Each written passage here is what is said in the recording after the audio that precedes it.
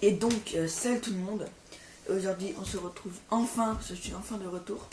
Et on se retrouve pour la vidéo résumé du pay-per-view donc, qui s'est déroulé dans la nuit du dimanche 27 au 28 octobre 2013. Donc, qui était Hell in a Cell 2013. Donc, un très bon pay-per-view.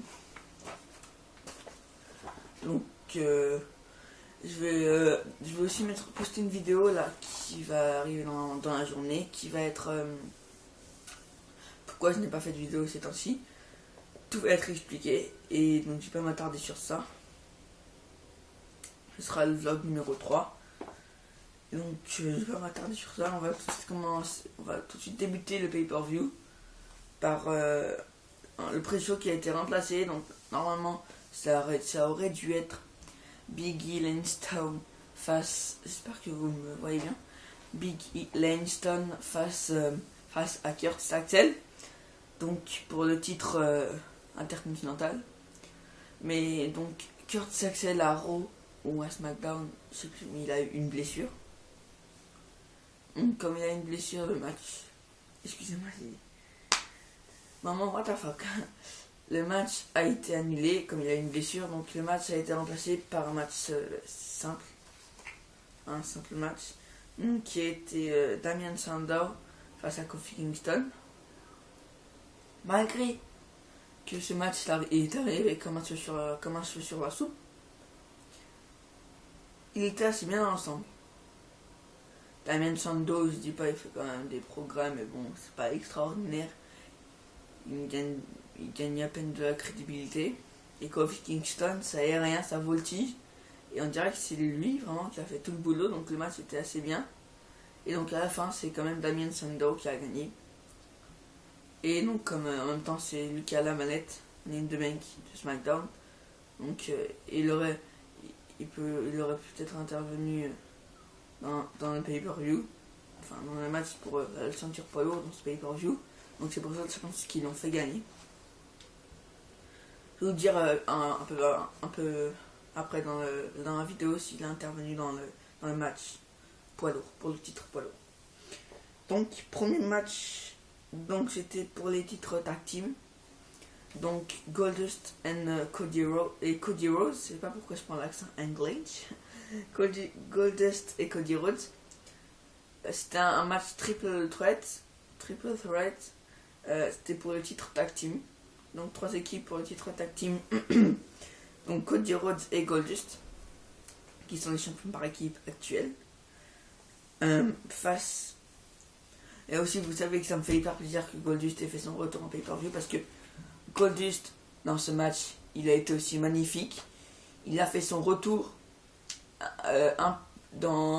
vers mi-fin septembre, 2 semaines avant la fin de 2 semaines ou une semaine avant la fin du mois de septembre. Et là il a fait son retour en pay-per-view à Battleground. Et là je crois qu'il a gagné. Ils ont gagné le titre à Battleground. Et Goldust était tout simplement magnifique. Enfin, pour un retour en pay-per-view, c'est ça que j'aime voir tout le temps pour les retours en pay-per-view. C'est ça que j'ai tout le temps envie de voir de lui. S'il reste tout le temps comme ça en pay-per-view, alors qu'il vient de faire son retour en pay-per-view il y a un mois. Ce match était magnifique. Goldust, et il va bien jouer son rôle. Il n'a pas botché, peut-être une ou 2 fois, mais à peine. Il n'a pas botché du tout. Et il était magnifique. Donc Cody Rhodes et Goldust, les champions par équipe actuels, qui vont défendre leur titre face au Shield, donc Roman Reigns et Seth Rollins. Et face aux Uso, donc Jimmy et Jey Uso. Je voudrais dire aussi que dans ce match, j'ai enfin réussi à comparer Jimmy et Jey Uso. Si vous ne savez pas encore, moi j'ai au moins mis 3 mois pour comprendre que Jimmy, vous me direz si l'inverse. Mais pour moi, Jimmy, normalement c'est celui qui a le tatouage sur un seul bras, donc les bras droit. Et Jey, c'est celui qui a les tatouages sur les 2 bras. Normalement, c'est cela. Vous me direz si j'inverse ou si je me trompe. Mais pour moi, c'est ça. Donc j'espère que je ne me suis pas trompé. Donc face aux Uso, donc Jimmy et Jey Uso. Donc déjà, ce match était très bien. Seth Rollins a des fois botché. Mais bon. Enfin, comme Seth Rollins, il y en a qui disent que, enfin, même pour moi, Seth Rollins c'est un peu comme Dolph Ziggler. Et c'est juste que Dolph Ziggler n'arrête pas de botcher. Il joue très mal son rôle. Et Seth Rollins ne botte qu'une fois dans un match. Et là, je trouve qu'il a botché quand même plus de fois dans ce match en pay-per-view. Mais bon, face à Dolph Ziggler, j'aime quand même mieux Seth Rollins. Parce que Dolph Ziggler, il a encore du boulot à faire. Seth Rollins, on n'en parle pas, il est quand même très bon sur le in-ring. Donc, après, c'était des très beaux matchs, il y a eu de très belles prises. Goldust a vraiment bien travaillé dans ce match, c'était magnifique. Il y a eu aussi, en fait, dans ce match aussi, ce que je savais pas, c'est que par exemple, Cody Rhodes pouvait taguer la main à Roman Reigns, Seth Rollins pouvait taguer la main à Jimmy Uso, c'était vraiment très bien. Donc ça s'est fait quelques fois dans le match, je crois. Seth Rollins qui a tagué la main à Jimmy Uso, si je me trompe pas, Jimmy Uso, et ça l'a fait déjà plein de fois dans le match, donc déjà, point fort de ce match, c'était bien que ça se fasse comme ça. Ce match du début à la fin était magnifique, la fin aussi était magnifique. Donc Cody Rhodes et Goldust ont gagné, donc ont conservé leur titre par un crossroads sur Seth Rollins, qui était tout simplement hyper magnifique. Cody Rhodes, c'est le meilleur de la WWE en ce moment. Enfin, depuis Battleground, depuis qu'il est avec Goldust et tout, c'est le meilleur de toute la WWE en ce moment. Enfin, avec d'autres, on est sûr, mais pour moi, c'est le meilleur en ce moment dans la WWE. Donc, voilà, c'est Cody Rhodes et Goldust qui ont conservé leur titre. Je vais aussi noter ce match. Donc, ce match, je le mettrai 9. Un magnifique match. Hyper belle prise, comme j'ai déjà dit. Aussi, je voudrais dire quelque chose. C'est que la Rhodes Family, il faut pas qu'ils perdent leur titre. Leur titre, faut au moins qu'ils les gardent au moins jusqu'à jusqu'à WrestleMania 29 ou Extreme Rules. Au moins jusqu'à WrestleMania 29 ou Extreme Rules. Parce que la Rhodes Family, déjà, Rhodes c'est très connu dans la WWE. Enfin, c'est pas un nom qui dit rien, quoi. Si vous êtes vraiment fan de ce gars, vous devrez connaître le nom de Rhodes. Déjà. Donc c'est pour ça aussi que la Rhodes Family est la meilleure en ce moment dans toute la WWE. Mais ce que je voudrais dire, c'est que Roman Reigns et Seth Rollins, comme ils ont perdu leur titre il y a à peine 3 semaines, ils vont pas les reprendre, donc ils n'ont pas repris. Et je pense pas qu'ils vont les reprendre à Goldust et Cody Rhodes. Mais moi, enfin, comme pour moi c'est un peu de la logique,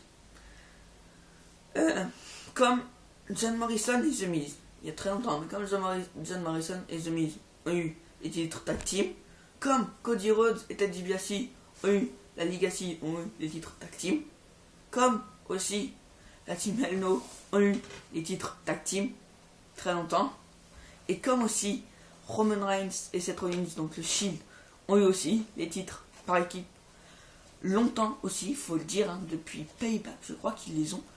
Donc ça fait quand même très très longtemps. Pourquoi The Usos n'aurait pas les titres comme depuis 2010? Donc j'ai commencé quand même avec John Morrison et The Miz. Là on est quand même à Cody Rhodes et Goldust, une équipe qui vient de se reformer, donc la Rhodes Family, depuis Battleground. Donc pourquoi? C'est de la logique. Maintenant, l'équipe qu'il doit avoir, en plus, The Usos, depuis qu'ils sont venus, ils ont fait d'énormes progrès. Donc pour moi, ceux qui devront affronter Cody Rhodes et Goldust, peut-être à un match WrestleMania, qui serait énorme. Et à WrestleMania, enfin, The Usos, ou un peu avant, mais pour moi c'est à WrestleMania, The Usos, Jimmy Uso battent Cody Rhodes et Goldust et deviennent les nouveaux champion par équipe. Parce que comme Cody Rhodes et Goldust, ils les ont un bon bout de temps, au moins jusqu'à février prochain, titre. Même peut-être au moins jusqu'à WrestleMania les titres. Donc déjà ils auront fait un bon bout de chemin. Puis après, s'ils les perdent à WrestleMania face à Jimmy et The Usos, et comme ça, The Usos, par la logique, deviennent champions par équipe de la WWE. En plus, ils le méritent.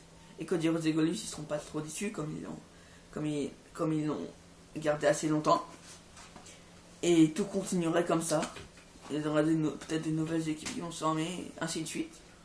Pour moi, ce passera comme ça. Donc ce match, je lui mettrai 9. Très beau match. Comme j'ai déjà dit.